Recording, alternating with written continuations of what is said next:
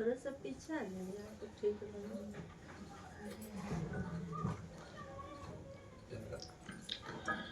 नमामि अमित ज्ञान रूपं कृपालम्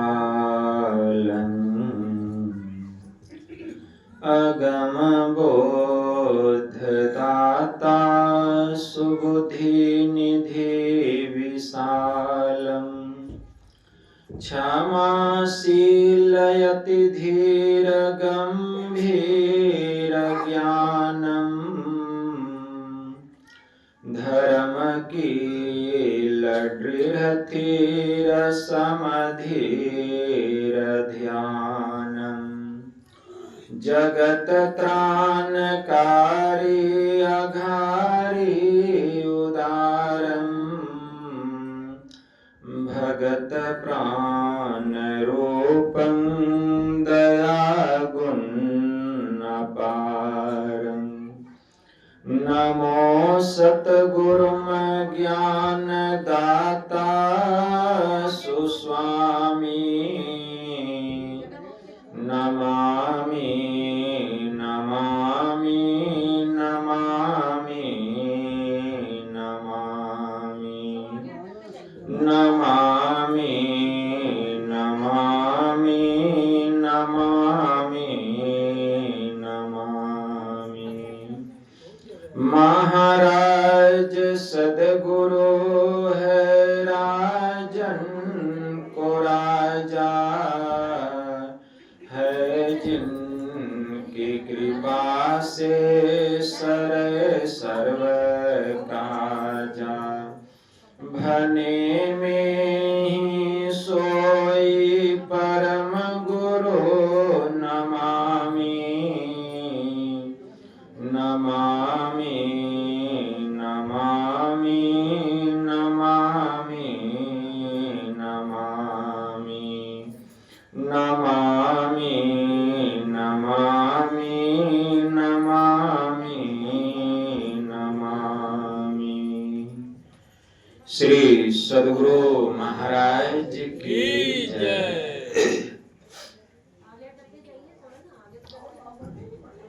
अव्यक्त रूप में प्रातः स्मरणीय अनंत श्री परम विभूषित परमाराध्य संत सद्गुरु महाराज के पावन कमल चरणों में बारंबार नमन। आदरणीय सत्संग प्रेमी गुरुजनों, भक्तिमती माताओं एवं धर्मशिला बहनों, आप लोगों को सर्वविदित हो चुका है कि यह संतमत सत्संग का आयोजन हमारे 20वीं सदी के महान संत सद्गुरु महर्षि में ही परमहंस जी महाराज के परम प्रधान शिष्य सद्गुरु महर्षि संसेवी परमहंस जी महाराज की 105वीं जयंती के उपलक्ष्य में सप्ताह ध्यान साधना शिविर का आयोजन चल रहा है। और आज तीसरे दिन का यह द्वितीय पाली का अपराह्न कालीन सत्संग है, जिसमें कि हम लोग अपनी अपनी उपस्थिति दर्ज कर रहे हैं। यह हम लोगों का परम सौभाग्य है। इस संतमत सत्संग के द्वारा ज्ञान योग युक्त एकमात्र ईश्वर भक्ति का संदेश दिया जाता है, उपदेश दिया जाता है। प्रत्येक प्राणी मात्र को बोध कराया जाता है कि ज्ञान क्या है, योग क्या है, भक्ति क्या है, जीव क्या है, माया क्या है, ब्रह्म क्या है। इन सभी रहस्यमयी बातों का ज्ञान सत्संग के माध्यम से यह जो जीव अबोध बना हुआ है, सत्संग श्रवण करते करते एक दिन वह सुबोध और परम ज्ञानी हो जाता है। अभी संत स्तुति और गुरु वंदना से पाठ का शुभारंभ हुआ। हम लोगों ने अति ही मनोयोग पूर्वक भक्ति युक्त ढंग से पाठ का श्रवण किया। तत्पश्चात श्री रामचरितमानस सार सटीक तृतीय सोपान अरण्य कांड से भी हम लोगों ने पाठ का श्रवण किया। पाठ के क्रम में नवधा भक्ति के संबंध में भगवान श्री राम के मुखारविंद से माता सबरी को उपदेश देते हुए हम लोग अभी श्रवण कर रहे थे। पाठ में आया, भगवान श्री राम जब माता सबरी की कुटिया में पधारे हैं तो मां बहुत हर्षित हो रही है, पुलकित हो रही है। उसके आनंद और हर्ष का क्या कहना, वह भाव विह्वल होकर के प्रभु श्री राम से कह रही है कि केही विधि अस्तुति करऊं तुम्हारी, अधम जाति मैं जरमति भारी। कि हे प्रभु, मैं आपकी स्तुति, मैं आपकी वंदना किस प्रकार करूं? मैं तो अधम जाति की, बड़ी मंद बुद्धि की, भारी मोटी बुद्धि की खोटी स्त्री हूं प्रभु। मैं आपकी स्तुति किस प्रकार करूं?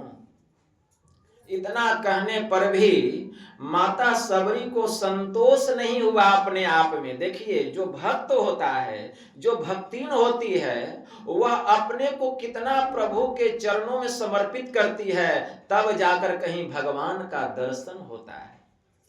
इतना कहने पर भी माता सबरी को संतोष नहीं हुआ तो वह अपने को और प्रभु के चरणों में लिटा देती है, लोटपोट हो जाती है और कहती है, अधम ते अधम, अधम अति नारी, अतिन मह मति मैं मंद अघारी। हे पाप के शत्रु, पापियों में जो सबसे पापिनी स्त्री होती है और उस पापिनी स्त्री में भी जो सबसे नीच जाति की स्त्री होती है प्रभु, वही तो मैं पापिनी स्त्री हूं। मैं आपकी स्तुति किस प्रकार करूं? माता सबरी कहती है। देखिए कितना भाव है। जब इतनी बात माता सबरी कहती है तो भगवान को भी रहा नहीं जाता है। भगवान श्री राम कहते हैं, क्या कहते हैं? कह रघुपति सुनु भामिनी बाता, मानो एक भगति कर नाता। भगवान श्री राम कहते हैं कि कह रघुपति सुनु भामिनी बाता, मानो एक भगति कर नाता। नवधा भगति कहूं तो ही पाही, असावधान सुनु धरु मन माही। भगवान श्री राम कह रहे हैं कि ऐ सबरी, मेरी बात सुन। माता सबरी को क्या कह करके संबोधित कर रहे हैं? भामिनी। भामिनी का मतलब क्या होता है? हम शब्द कोश में देखेंगे, भामिनी का दो अर्थ होता है। एक होता है भामिनी का अर्थ सुंदरी, और दूसरा अर्थ होता है कर्कशा नारी, मतलब क्रोध करने वाली स्त्री। लेकिन हम सभी लोग जानते हैं कि सबरी न तो सुंदर थी देखने में और न ही वह क्रोध करने वाली ही स्त्री थी। तो भगवान श्री राम ने माता सबरी को भामिनी कह करके क्यों संबोधित किया? कह रघुपति सुनु भामिनी बाता, अय भामिनी मेरी बात सुन, मानो एक भगति कर नाता। मैं तो अपना नाता, मैं तो अपना संबंध एकमात्र भक्ति से रखता हूं। भगवान श्री राम ने कहा एकमात्र भक्ति से रखता हूं। तो भामिनी क्यों कहा प्रभु ने? क्योंकि माता सबरी जो थी भक्ति के सभी अंगों में निपुण थी, कुशल थी, प्रांगत थी। वह भक्ति के परम प्रकाष्ठा को प्राप्त कर चुकी थी। माता सबरी को कुछ पाने के लिए शेष बाकी नहीं बचा था, इसीलिए वह भगवान की दृष्टि में सुंदर थी। तो यहां सुंदरता रूप रंग के लिए नहीं है, यहां सुंदरता भक्ति की प्रधानता को ही सुंदरता बतलाया गया है। इसीलिए भगवान श्री राम ने कहा कि हे सुंदरी मेरी बात सुन, मैं तो अपना नाता, मैं तो अपना संबंध एकमात्र भक्ति से रखता हूं, क्योंकि भगवान को भक्ति ही प्यारी है। एक बड़े उच्च कोटि के महापुरुष हो गए संत पलटूदास जी महाराज। उनकी वाणी में आया, साहिब के दरबार में केवल भक्ति प्यार, केवल भक्ति प्यार, साहिब भक्ति में राजी, अतजा सकल पकवान लिया दासी सुत भाजी। जप तप नेम आचार करे बहु तेरा कोई, अखाए सबरी के बैर मुए सब ऋषि मुनि रोई। किया युधिष्ठिर यज्ञ बटोरा सकल समाजा, मर्दा सबका मान अबिनु स्वपज घंट न बाजा। पलटू ऊंची जाति का अरे मत कोई करे अहंकार, साहिब के दरबार में केवल भक्ति प्यार। दूसरी जगह संत पलटू साहब कहते हैं, संत न चाहे मुक्ति को नहीं पदार्थ चार, नहीं पदार्थ चार मुक्ति है संतन की चेरी। अरिद्धि शुद्धि पर थूके स्वर्ग की आस न हेरी, तीर्थ करही न वर्त न कछु मन में इच्छा।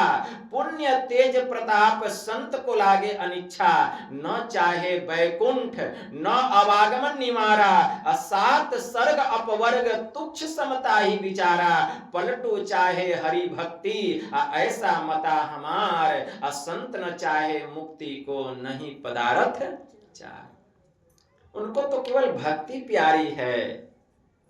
इसीलिए भगवान श्री राम ने माता सबरी से कहा कि मानव एक भक्ति करनाता, मैं तो अपना रिश्ता एकमात्र भक्ति से रखता हूं, चाहे कोई जाति में कितना भी श्रेष्ठ क्यों न हो, सबसे ऊंची से ऊंची जाति का हो, उसका कुल खानदान बड़ा धनवान रूपवान गुणवान चतुरवान ऐश्वर्यवान, बड़ा ही धर्म में रत रहने वाला धर्मात्मा पुण्यात्मा क्यों न हो, भगवान श्री राम ने कहा जाति पाति कुल धर्म बराई, धन बल परिजन गुण चतुराई। भगति हीन नर सोहई कैसा, बिनु जल बारिद देखिए जैसा। ये सब हो उसके पास, लेकिन अगर वह भक्ति से हीन हो तो वह मुझे देखने में उसी बादल की तरह शोभाहीन लगता है, जो बादल तो देखने में बड़ा चमकदार है। देखते हैं जिस बादल में जल नहीं रहता है ना, देखने में बहुत चमकीला नजर आता है, एकदम सफेद उज्जवल दूध के जैसा लगता है, लेकिन वह बादल किस काम का, क्योंकि उसमें एक बूंद भी रस नहीं है, एक बूंद भी जल नहीं है। उसी प्रकार हम देखने में बहुत सुंदर हैं, हमारे पास बहुत धन है, बहुत अन्न है, बहुत वस्त्र है, बहुत सोने चांदी हीरे मोती जवाहरात हैं, ऐसो आराम का सब सामान मेरे पास में मौजूद है, लेकिन अगर हमारे भीतर में ईश्वर की भक्ति नहीं है तो भगवान श्री राम कहते हैं उसी बादल की तरह हम प्रभु की दृष्टि में देखने में शोभाहीन है, किसी काम के नहीं। इससे क्या पता चलता है कि भगवान को भक्ति प्यारी है। जाति पाति कुल धर्म बराई, धन बल परिजन गुण चतुराई। भक्ति हीन नर सोहई कैसा, बिनु जल बारिद देखिए जैसा। उसी बादल की तरह देखने में मुझे शोभाहीन लगता है। लेकिन अगर आपके पास ये सब कुछ नहीं है, न धन है, न अन्न है, न वस्त्र है, कुछ भी नहीं है, अगर भगवान की भक्ति आपके भीतर में है तो आप भगवान को प्यारे हैं, उसी माता सबरी के जैसा। माता सबरी के पास क्या था, उसको आश्रम से निकाल दिया, जिस सरोवर में नहाती थी उस सरोवर में नहाने से भी मना कर दिया। वह फूस की झोपड़ी, घास फूस की झोपड़ी बना करके रहती थी, अब भगवान का भजन करती थी। तो भगवान किसके दरवाजे पे आए, माता सबरी की कुटिया में पधारे। सब ऋषि मुनि इंतजार कर रहे हैं, लेकिन भगवान कहीं नहीं गए, क्योंकि भगवान जानते थे कि सबरी भक्तिन है और उसके हृदय में मैं रहता हूं, इसीलिए भगवान उसके दरवाजे पर गए। तो ऐसा भक्त बनना पड़ेगा, वैसी भक्तिन हमको बनना पड़ेगा, तब भगवान का दर्शन होगा। तब भगवान का दर्शन होगा। भगवान श्री राम अब माता सबरी को कहते हैं कि ऐ सबरी, मतलब ऐ सुंदरी, नवधा भगति कहूं तो ही पाही, असावधान सुनो धरु मन माही। अब मैं तुझसे 9 प्रकार की भक्ति कहता हूं, तू सावधान हो करके सुन, और सुन करके उसको अपने हृदय में धारण कर। भगवान ने क्या कहा? अपने हृदय में धारण करने के लिए। ऐसा नहीं कि इस कान से सुने इस कान से निकाल दे। महर्षि संसेवी परमहंस जी महाराज एक लघु कथा सुनाया करते थे कि एक कलाकार जो था वह राजा के दरबार में 3 मूर्तियों को लेकर के आया। तो राजा ने पूछा, तीनों मूर्तियों का मूल्य क्या है? तो कलाकार कहता है कि हजूर, यह जो पहली मूर्ति है मैं आपको मुफ्त में दे दूंगा, 1 पैसा भी मैं नहीं लूंगा। और यह जो दूसरी मूर्ति है इसका कुछ मैं दाम लूंगा। कितना दाम? तो 1 पैसा। और यह जो तीसरी मूर्ति है महाराज, किसी भी कीमत पर मैं आपको देने वाला नहीं हूं, चाहे आप अपना पूरा खजाना भी दे दीजिए, लेकिन यह तीसरी मूर्ति मैं देने वाला। राजा को बड़ा आश्चर्य हुआ। राजा ने तीनों मूर्तियों को बड़े गौर से देखा। देखता है तीनों मूर्तियां एक ही आकार प्रकार की है, तीनों का वजन भी एक समान है, और तीनों मूर्ति एक ही धातु से मिलकर के बना हुआ है। तो फिर तीनों के दाम में अंतर क्यों? तो राजा साहब को जब बात समझ में नहीं आई तो राजा साहब ने अपने मंत्री को बुलाया और कहा कि मंत्री, पता लगाओ, ये तीनों मूर्तियां देखने में एक ही आकार प्रकार बनावट की है, तीनों का वजन एक है, और तीनों एक ही धातु से मिलकर के बनी हुई है, फिर मूर्तियों के मूल्य में अंतर क्यों? तो मंत्री जो होते हैं ना, वे बहुत बुद्धिमान होते हैं। मंत्री भी तीनों मूर्तियों को बड़े गौर से देखा, उसको भी कुछ बात समझ में नहीं आ रही थी। अचानक मंत्री को एक उपाय सूझा। मंत्री ने जमीन पर से एक हाथ का तिनका उठाया और पहली मूर्ति के कान में घुसेड़ दिया, तो वह तिनका उसके दूसरे कान से बाहर निकल गया। वही तिनका दूसरी मूर्ति के कान में डाला तो उसके मुंह से निकल गया। वही तिनका तीसरी मूर्ति के कान में डाला तो न तो दूसरे कान से निकला न मुंह से निकला, सीधा उसके हृदय में घुस गया जाकर। मंत्री को बात समझ में आ गई कि तीनों मूर्तियों का मूल्य 3 तरह का क्यों है। तो मंत्री साहब कहते हैं, महाराज, यह जो कलाकार है तीनों मूर्तियों का बड़ा ही उचित मूल्य रखा है। तो राजा साहब कहते हैं, मैं समझा नहीं, विस्तार से समझाओ। तो मंत्री साहब कहते हैं, महाराज देखिए, जब मैंने पहली मूर्ति के कान में तिनका डाला तो इसके दूसरे कान से बाहर निकल गया। मतलब महाराज, इस संसार में बहुत ऐसे लोग हैं जो सत्संग में आते हैं, संत महापुरुषों के उपदेशों को इस कान से तो सुनते हैं लेकिन दूसरे कान से बाहर निकाल देते हैं। तो ऐसे लोगों का कोई मूल्य नहीं होता। इसीलिए कलाकार ने कहा कि यह मूर्ति मैं आपको मुफ्त में दे दूंगा। महाराज, जब मैंने दूसरी मूर्ति के कान में तिनका डाला तो यह इसके मुंह से बाहर निकल गया। मतलब इस संसार में बहुत ऐसे भी लोग होते हैं जो सत्संग में आते हैं, संत महापुरुषों के उपदेशों को तो इस कान से सुनते हैं लेकिन सुन करके दूसरों के सामने मुंह से बोलकर कुछ व्यक्त करते हैं। तो ऐसे लोगों का कुछ मूल्य होता है। इसलिए कलाकार ने कहा यह दूसरी मूर्ति का मूल्य है 1 पैसा।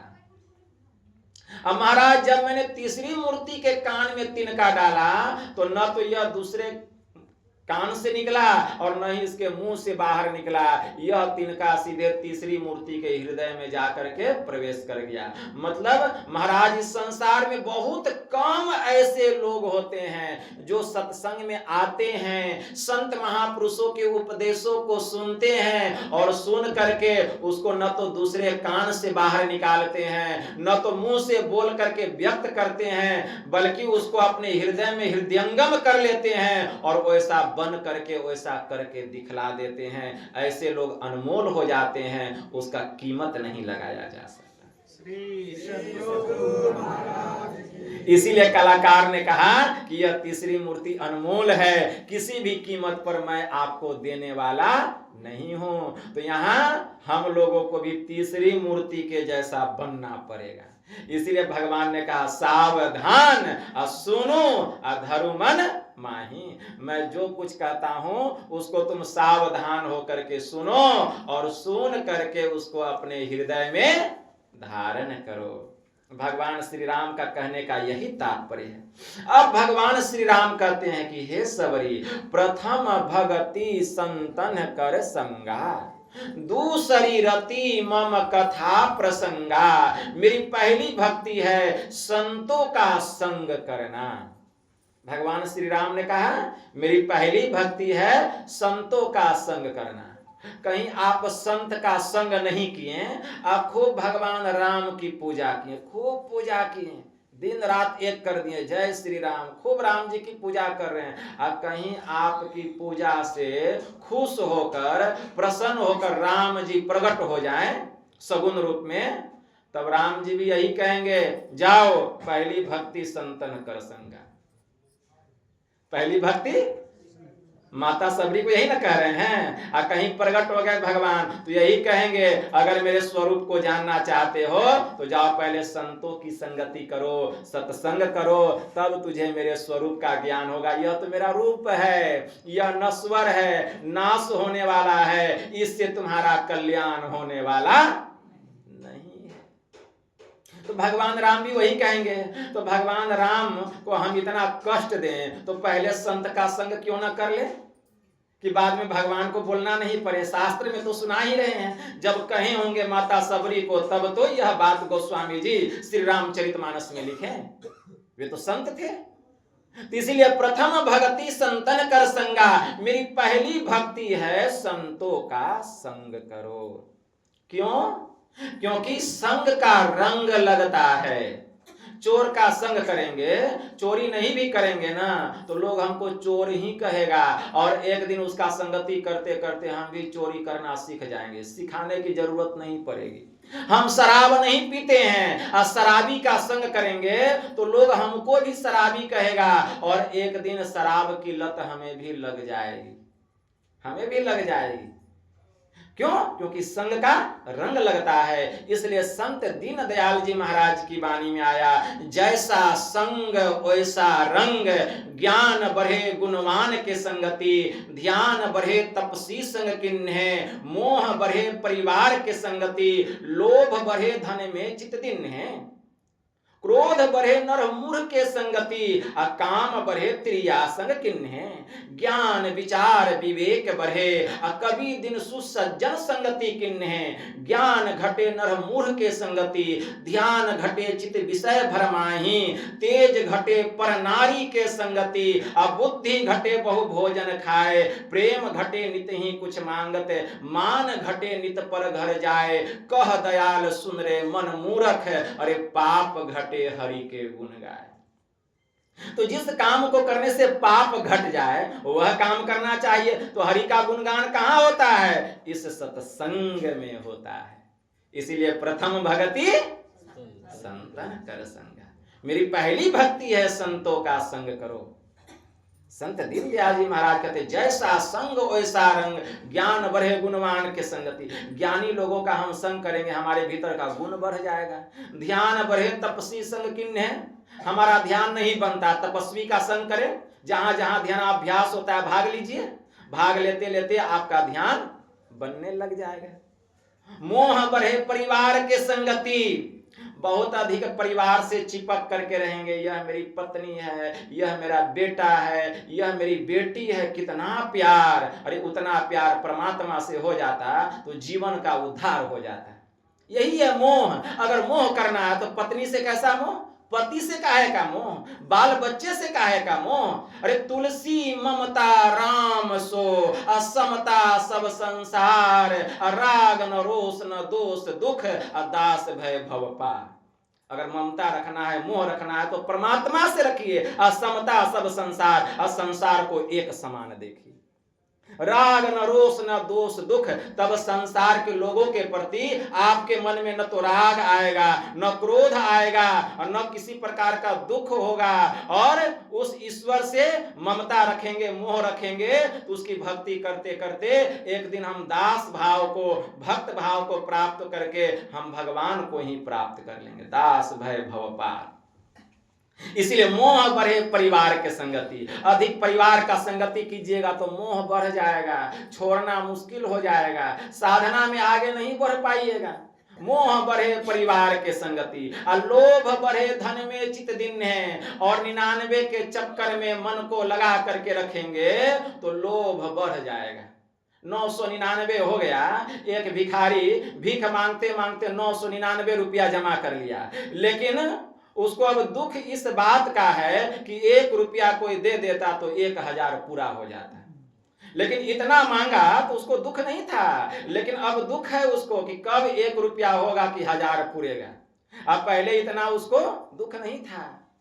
तो 99 के चक्कर में मन को लगा करके रखेंगे तो लोभ बढ़ जाएगा। लोभ बढ़े धन में चित दिन है, क्रोध बढ़े नर मूर्ख के संगति, मूर्ख लोगों का अधिक संग करेंगे तो बात बात में आपको क्रोध आएगा, क्रोध बढ़ जाएगा। काम बढ़े तिरिया के संग किन्ह है, और अधिक नारी पुरुष का संग करेगी, अब पुरुष जो है स्त्री का संग करेगा तो उसके अंदर की कामना, उसके अंदर की वासना, उसके अंदर की चाहना बढ़ जाएगी। बड़े उच्च कोटि के महापुरुष हो गए भगवान महावीर। भगवान महावीर की वाणी में आया, आत्मशोधक पुरुषों के लिए शरीर का श्रृंगार, पौष्टिक स्वादिष्ट भोजन, पौष्टिक स्वादिष्ट भोजन शरीर का श्रृंगार, और आत्मशोधक पुरुषों के लिए शरीर का श्रृंगार, स्त्री पुरुषों का संसर्ग और पौष्टिक स्वादिष्ट भोजन, ये सब तालपुट विष के समान महान भयंकर है। जो व्यक्ति निष्कपट होता है उसी की आत्मा शुद्ध होती है, और जिसकी आत्मा शुद्ध होती है उसी के पास धर्म ठहर सकता है। जैसे घी से सींची हुई अग्नि पूर्ण प्रकाश को प्राप्त करती है, ठीक वैसे ही सरल और शुद्ध जो साधक होता है वही साधना करते करते परम निर्वाण पद को, मोक्ष को प्राप्त करता है। भगवान बुद्ध ने इसी को कहा, ऐ भिक्षुओं ध्यान कर, कहीं बेपरवाही के बदले तुझे नरक में आग का धधकता हुआ गोला मुंह में न निगलना पड़े, और जलते समय चिल्ला कर यह न कहना पड़े कि हाय यह दुख है। अरे ज्ञान बिना ध्यान नहीं, अध्यान बिना ज्ञान नहीं, जिसमें ज्ञान और ध्यान दोनों है वही तो निर्वाण के समीप है। और उन्होंने यह गाथा कही, नथी झानम अपयस पैया, नथी अझायतो यम ही झान अच पैया, च सवे निब्बान संति के। प्रज्ञा विहीन को ध्यान नहीं होता, ध्यान नहीं करने वाले को ज्ञान नहीं होता, जिसमें ज्ञान और ध्यान दोनों है वही तो निर्वाण के समीप है। देवों के देव महादेव भगवान शिव जी ने ब्रह्मा जी से कहा, क्या कहते हैं? ब्रह्मा जी पूछते हैं, प्रभु इस संसार में कोई ज्ञान को श्रेष्ठ बतलाते हैं तो कोई योग को श्रेष्ठ बतलाते हैं, मैं जानना चाहता हूं कि दोनों में श्रेष्ठ क्या है। तो भगवान शिव जी ने ब्रह्मा जी से कहा कि हे ब्रह्मा जी, योग हीनम कथम ज्ञानम मोक्षदम भवति भोह, योगो अपि ज्ञानहीनस्तु न क्षमो मोक्ष कर्मणि, तस्मा च ज्ञानम च योगम च मुमुक्षुरधिरम भयसेत। कि जो योगहीन ज्ञान है वह भला मोक्ष कार्य में समर्थवान कैसे हो सकता है।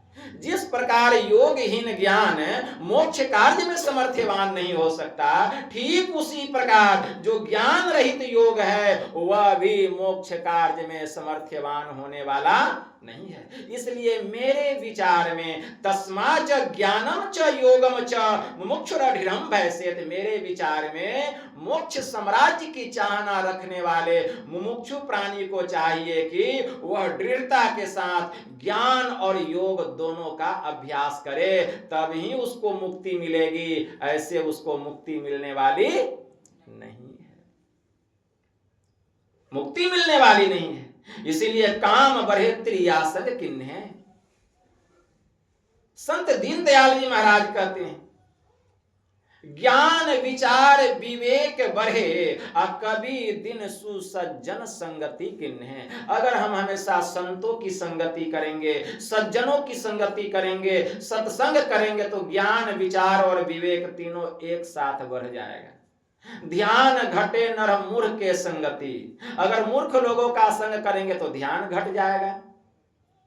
ध्यान घटे नर मूर्ख के संगति। मूर्ख लोगों का संगति करेंगे ध्यान घटेगा। और अगर अधिक विषय में मन को लगा करके रखेंगे, विषय में ही रमन करेंगे तो क्या होगा? विषय में रमन करते करते हमारा ध्यान के साथ साथ तप भी घटने लगेगा। तप भी घटने लगेगा। इसीलिए संत दीनदयाल जी महाराज कहते हैं, क्या कह रहे हैं कि ध्यान घटे नर मूर्ख के संगति। मूर्ख लोगों का संग करेंगे तो ध्यान घटेगा और चित्त विषय भरमाही। इसीलिए चित्त को विषय में लगा करके नहीं रखना चाहिए। तेज घटे पर नारी के संगति, अब बुद्धि घटे बहु भोजन खाए। अधिक भोजन करेंगे तो हमारी बुद्धि भ्रष्ट हो जाएगी। अधिक भोजन कहने से तात्पर्य मन भावे सो खावता, इंद्रिन केरे स्वाद, नाक तलक पूरन करे, आ कौन कहे प्रसाद। हम लोग कहते हैं प्रसाद पा रहे हैं। प्रसाद किसको कहा जाता है? नाक तक भर लिए आ कहते हैं प्रसाद। फिर ध्यान कैसे करेंगे? मन में आलस्य आ जाएगा। प्रसाद किसको कहा गया? मन भावे सो खावता, जो जो मन में आ रहा है खा रहे हैं। मतलब इंद्रिन केरे स्वाद, स्वाद के फेरे में पड़ करके यह मन जो है जो जो आता है उसको खाते जाता है। मन भावे सो खावता, इंद्रिन केरे स्वाद, नाक तलक पूरन करे, कौन कहे प्रसाद। उसको प्रसाद कहा गया। अब इसका मतलब हम यह नहीं कि हम खाली पेट ही रह जाएं। खाली पेट भी नहीं रहना है और खूब भर पेट भी भोजन नहीं करना है। तब एक बड़े उच्च कोटि के महापुरुष हो गए संत जालंधर नाथ जी महाराज। उनकी वाणी में आया, थोड़ा खाए तो कल्पे झलपे, घनो खाए रोगी, दोनों पखा की संधि विचारे, ताको बिरला जोगी। न तो खूब कम भोजन करें कि मन हमारा कल्पने लग जाए कि थोड़ा और खाते तो अच्छा रहता, पेट नहीं भरा, मन में कल्पना लगी रह जाए। इतना भी कम भोजन नहीं करना है। थोड़ा खाए तो कल पे झल पे, घनो खाए रोगी, इतना भी घना नहीं खा लें कि हम रोगी बन जाएं। अब उठने बैठने की इच्छा नहीं हो रही है। अब वो सो गया, अब उठाने के लिए 4 आदमी को आना पड़ा। अब खटिया पकड़ के लोग उसको घर लेके गया, वहां वह उसका तबीयत खराब हो गया, उसको हॉस्पिटल पहुंचाया, पता चला कि वहां उसका राम नाम सत्य हो गया। तो ऐसा भी नहीं होना चाहिए। घनो खाए रोगी, दोनों पखा की संधि विचारे, ताको बिरला जोगी। मध्य में रह करके भोजन करना चाहिए। और तब जब हम ध्यान करेंगे तो योग करते करते कोई बिरले होंगे जो योग करते करते योगी बन जाएंगे। योगी किसको कहा गया? योगी सब नहीं होता है।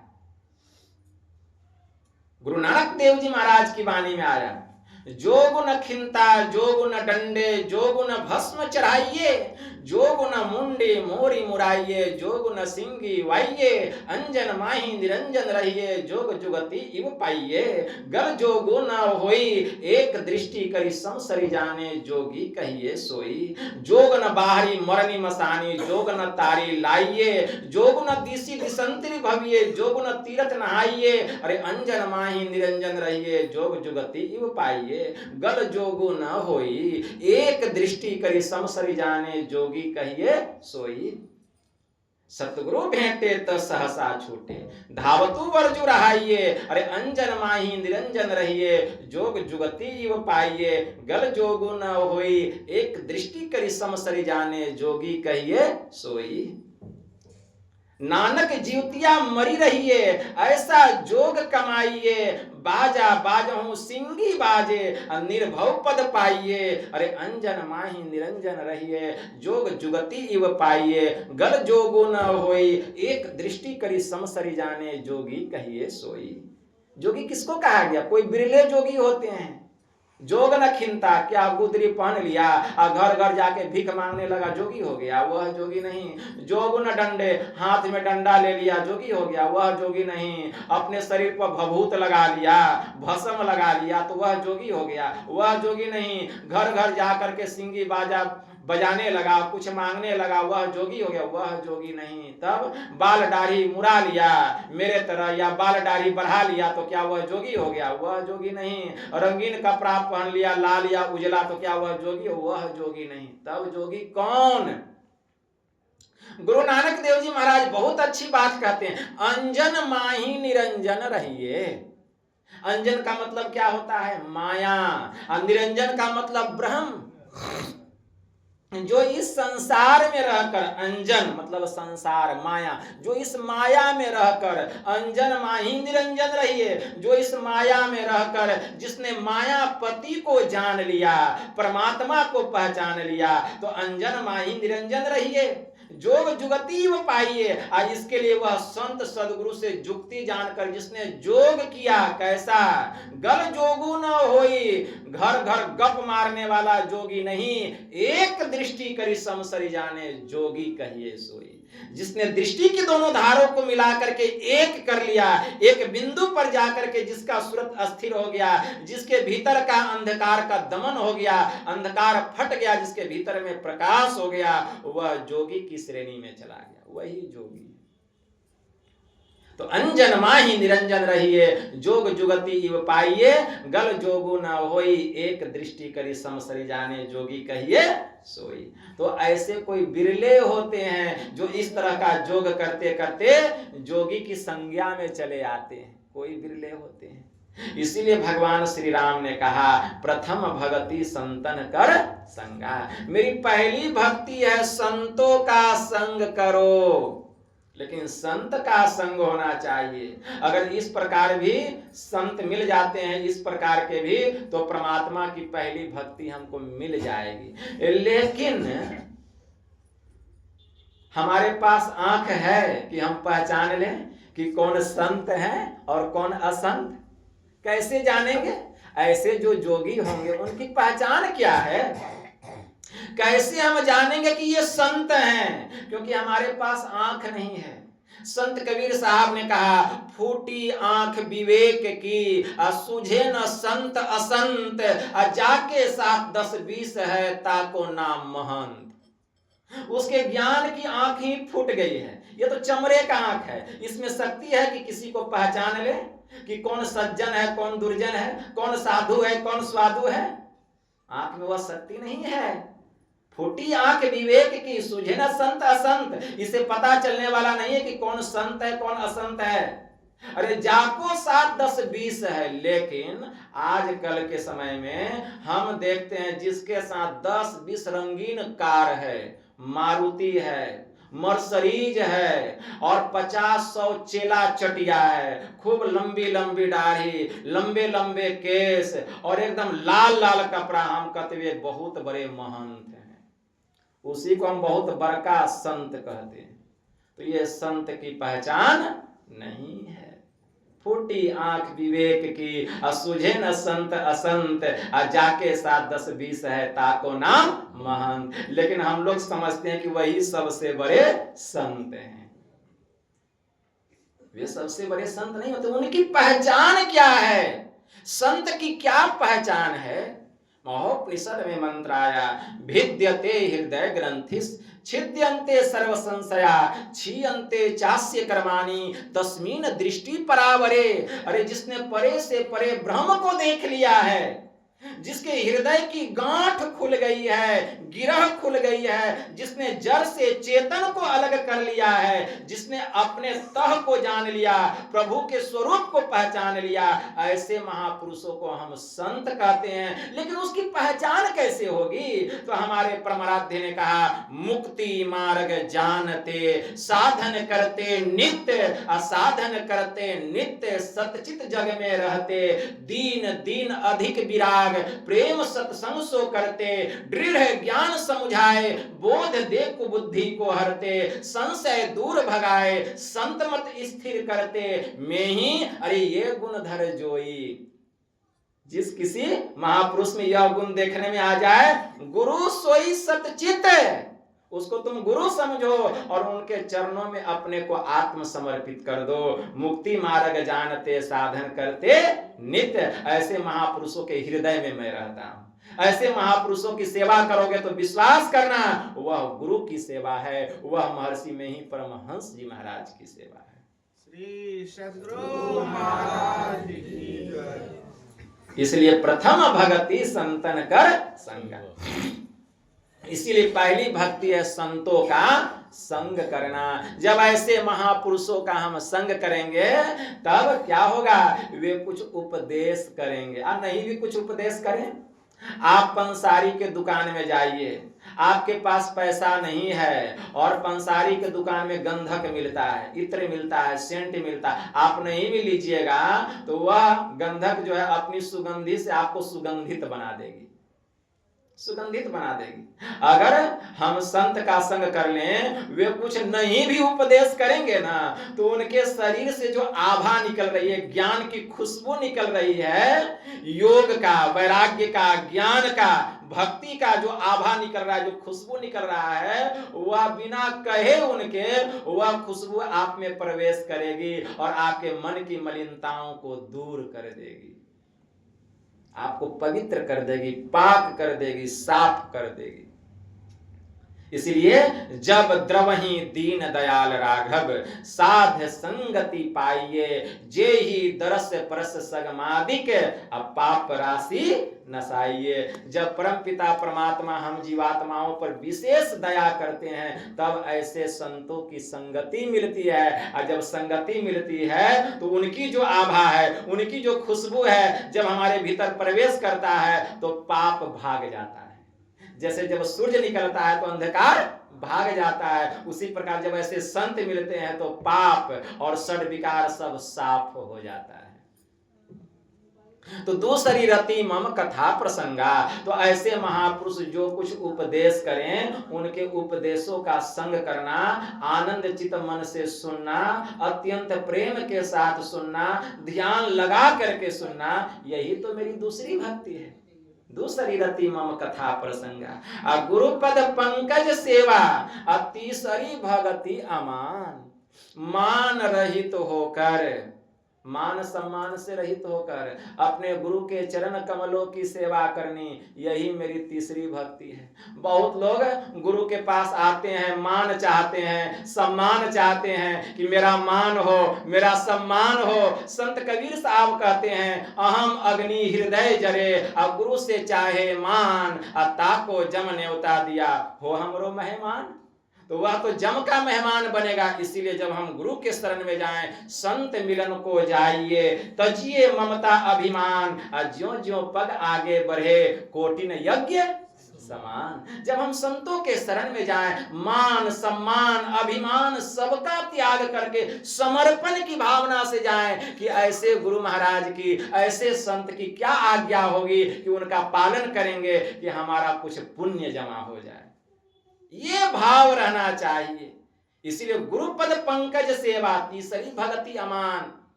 भगवान श्री राम कह रहे हैं, मान रहित होकर अपने गुरु के चरण कमलों की सेवा करना, ऐसा यही तो मेरी तीसरी भक्ति है, यही मेरी तीसरी भक्ति है। चौथी मम गुण गण करई कपट तजी गान, और चौथी भक्ति क्या है, मान रहित होकर, मान सम्मान से रहित होकर मेरा गुणगान करना।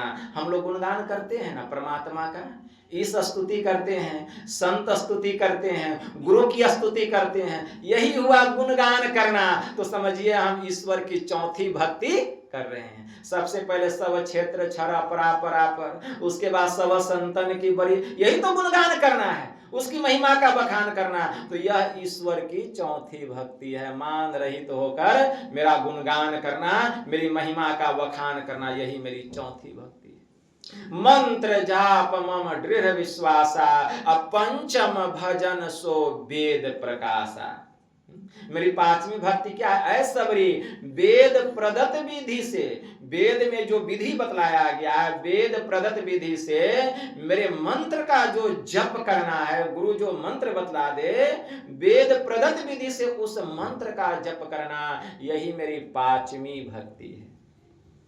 मंत्र जाप मम दृढ़ विश्वासा, पंचम भजन सो वेद प्रकाशा। मतलब मनोयोग पूर्वक गुरु मंत्र का जप करना, यही मेरी पांचवी भक्ति है। हम जप करने के लिए बैठते हैं, जरा ध्यान लगा करके देखिए जप कितना देर होता है, ठीक है ना? कितना देर आप जप करते हैं? जप कर रहे हैं, जप करने बैठे हैं, जप करते करते दिन भर जिस काम में मन लगा हुआ था बस उसी काम में मन भाग गया। कुछ देर के बाद पता चला हम तो बैठे थे जप करने और यहाँ हम क्या कर रहे हैं? गप कर रहे हैं। वह जप नहीं हुआ। जप ऐसा होना चाहिए कि जप और जापक के बीच में कोई गप नहीं हो, कोई गप नहीं हो। संत मलुकदास जी महाराज की वाणी में आया, सुमिरन ऐसा कीजिए दूजा लखे न कोय, होठ न फरकत देखिए प्रेम राखिए गोय। हमारा सुमिरन ऐसा होना चाहिए कि गप तो बहुत दूर की बात है, हमारा ओठ नहीं हिले, ओठ नहीं हिले। बहुत लोग हमको कहते हैं बाबा सुमिरन नहीं होता है, बोल बोल के जप करते हैं। हम कहें कि आपको गुरु महाराज बोले होंगे बोल बोल के जप करने, तो बोल बोल के जप कीजिए। कोई कहते हैं उपांशु जप करते हैं, हम कहें उपांशु जप बोले होंगे करने के लिए, तो आप उपांशु जप कीजिए।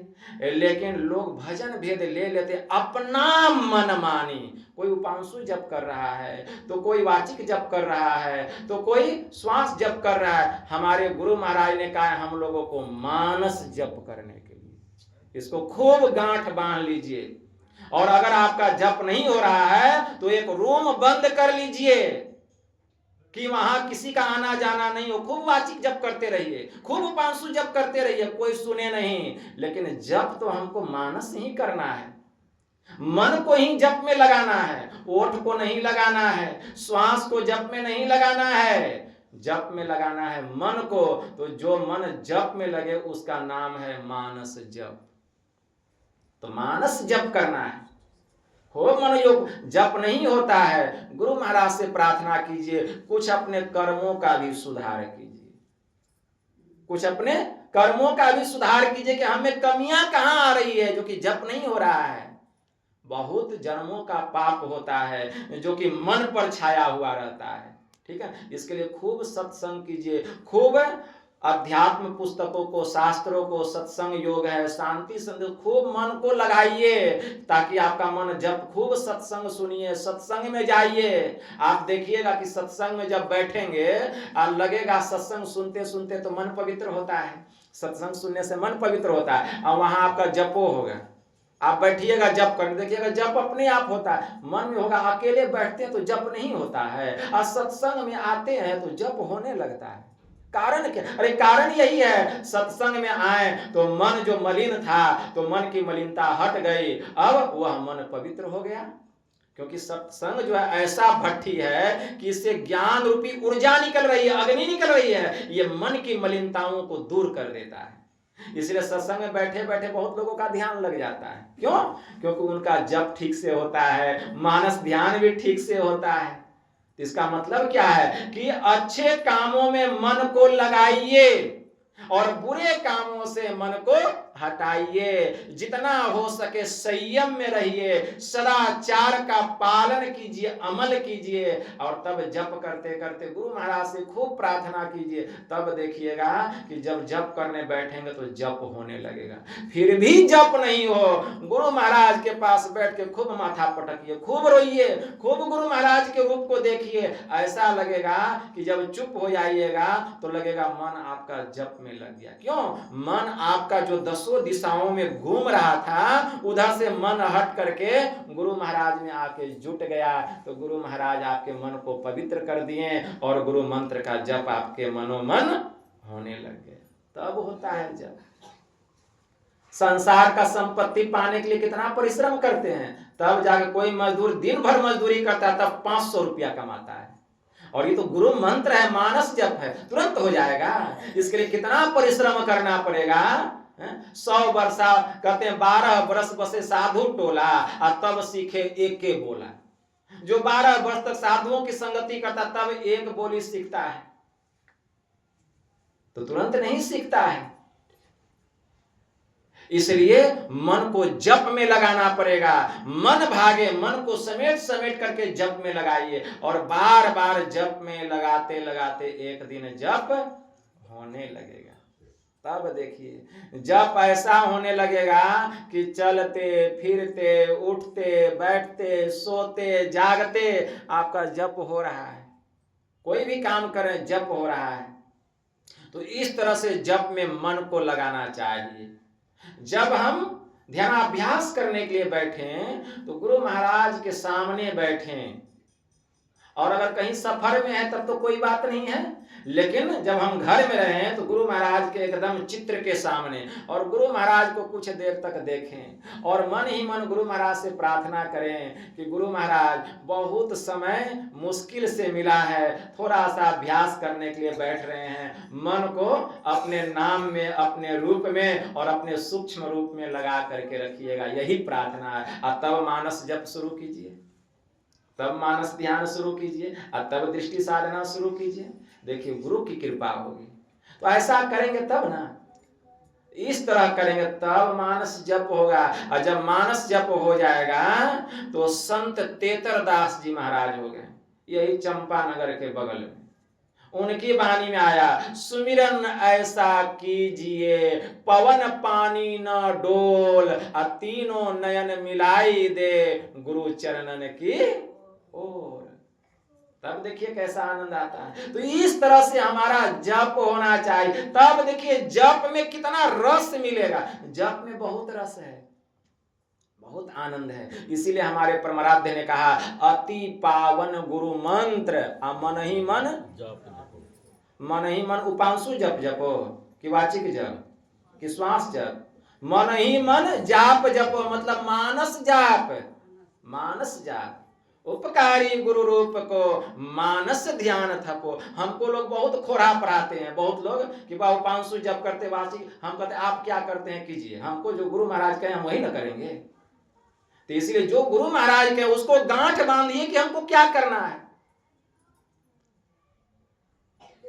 इसीलिए गुरु महाराज की वाणी में आया कि अति पावन गुरु मंत्र मन ही मन जाप जपो, आ उपकारी गुरु रूप को मानस ध्यान थपो। क्योंकि गुरु महाराज जितना हमारा उपकार करेंगे उतना उपकार करने वाला इस धरती पर कौन कहे, तीनों लोक में कोई नहीं है। इसीलिए हम गुरु के रूप का ध्यान नहीं करेंगे तो किसका ध्यान करेंगे। वैसा उपकार कोई कर सकता है गुरु के जैसा उपकार?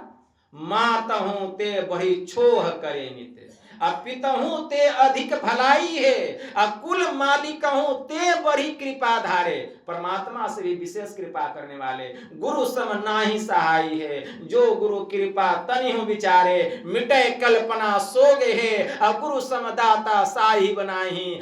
गुरु गुरु जपिए लोग है, गुरु तजी और न चित्त बसाइए।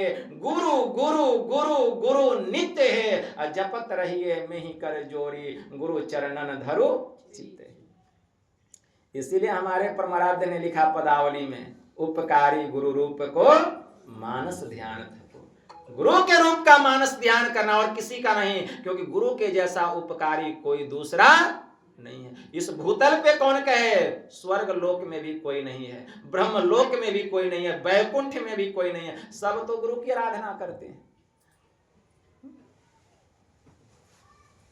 संत कबीर साहब को कहना पड़ा कि भगवान शिव से, राम कृष्ण से को बरो, इन्हू तो गुरु किन्ह, तीन लोक की संपदा सो गुरु रहे अधीन। ये लोग भी गुरु की उपासना करते हैं, तो फिर हम किसकी उपासना करेंगे।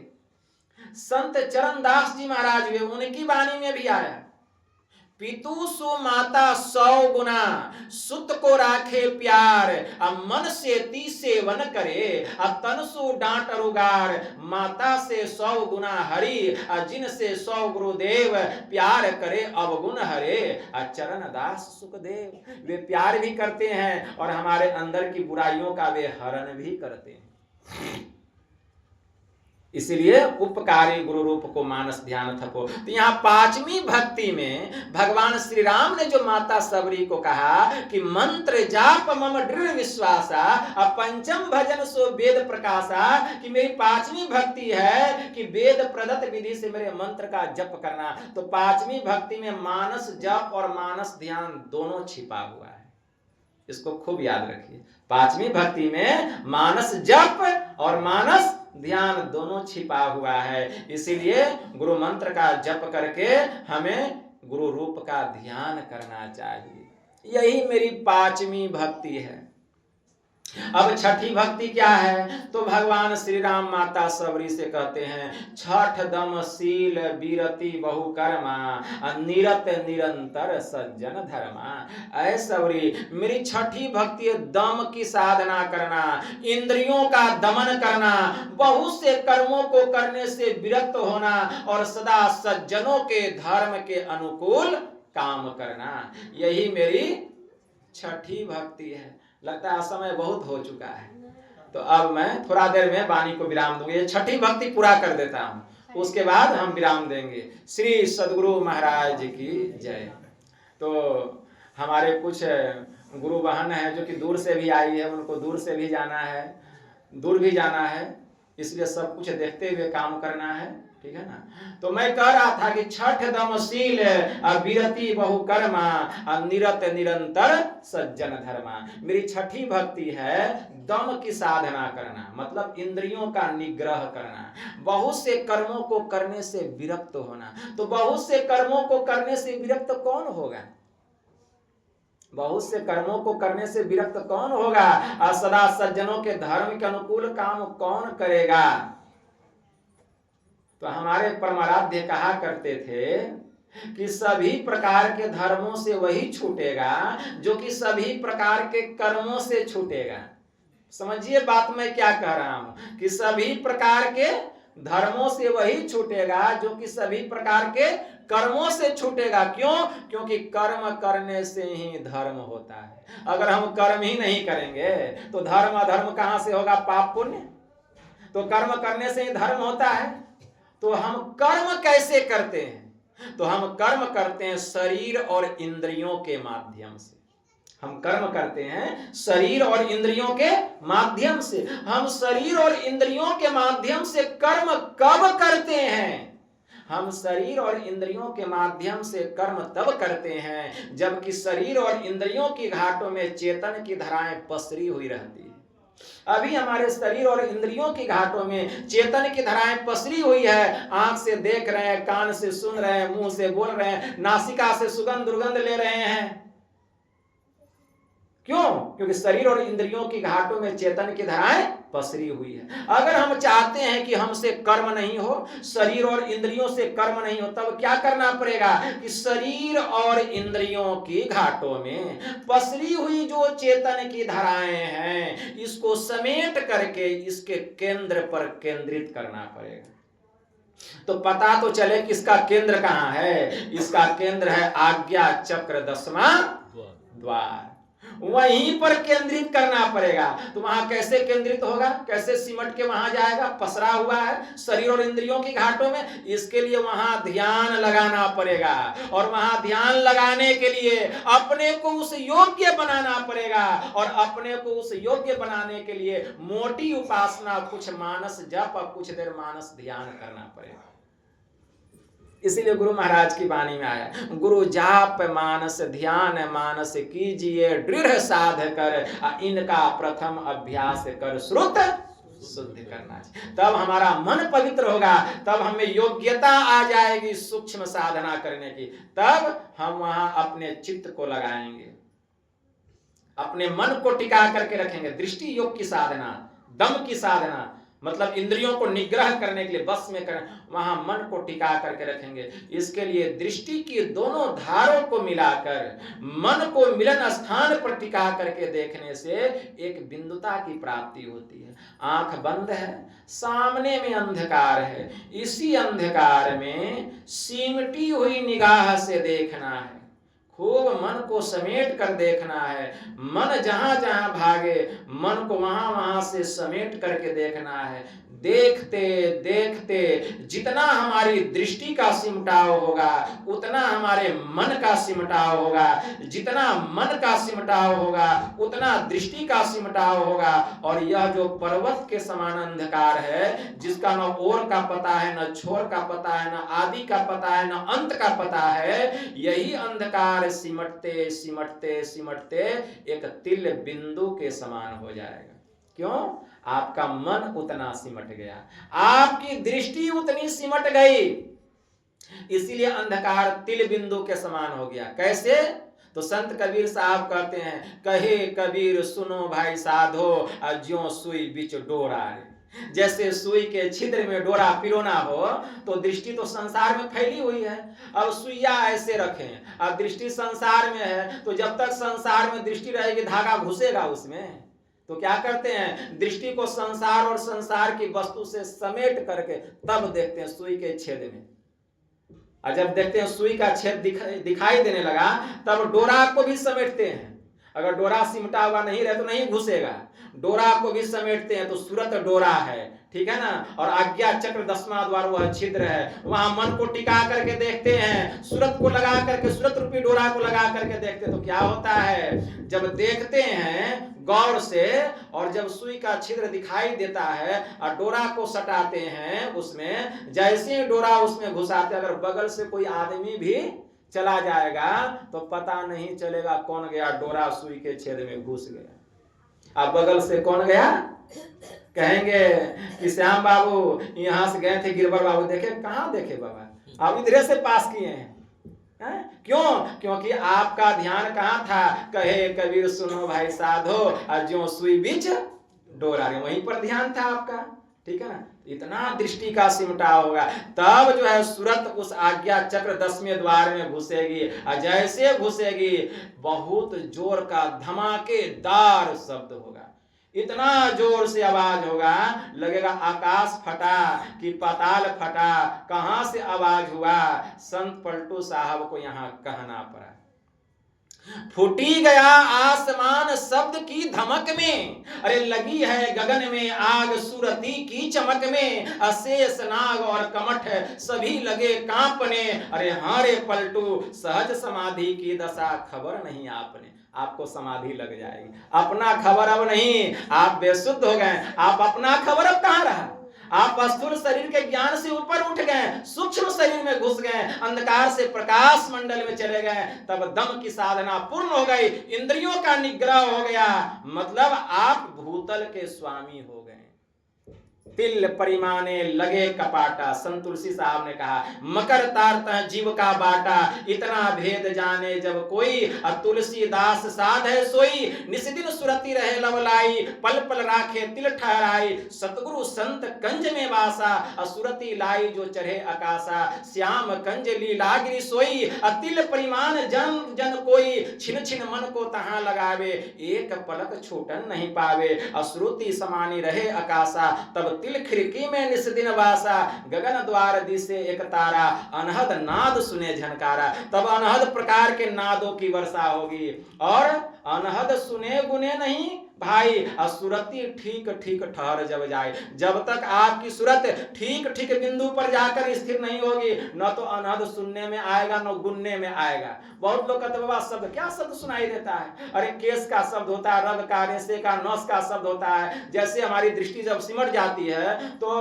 घड़ी का जो सुइया है वो सुनाई देने लगता है, वो क्या वही नाद है, वो तो नाद नहीं है। तो आपका सिमटा होगा तो स्वाभाविक है कि संसार का भी जो सूक्ष्म शब्द है वो सुनाई देने लगता है, लेकिन वह नाद नहीं है, क्योंकि अनहद सुने गुने नहीं भाई, असुरति ठीक ठीक ठहर जब जाई, चूवे अमृत पीवे अघाई, पीवत पीवत मन छकी जाए। यही है मेरी छठी भक्ति, छठ दमशील विरति बहुकर्मा, निरंतर सज्जन धर्मा। तो ये मैं 6 प्रकार की भक्ति आप लोगों को सुनाया, समय का अभाव है, यानी तो 7वीं प्रकार की भक्ति का भी व्याख्या करता, नाद का स्वरूप, ब्रह्मनाद का स्वरूप, ब्रह्म का स्वरूप, यही है 7वीं भक्ति में।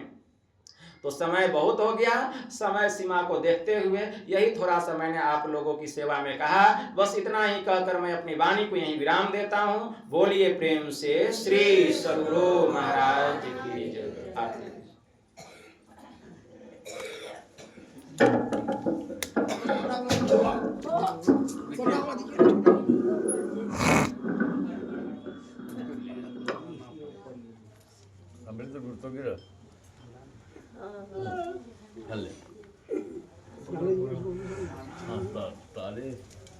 बैठे नहीं यहाँ पर।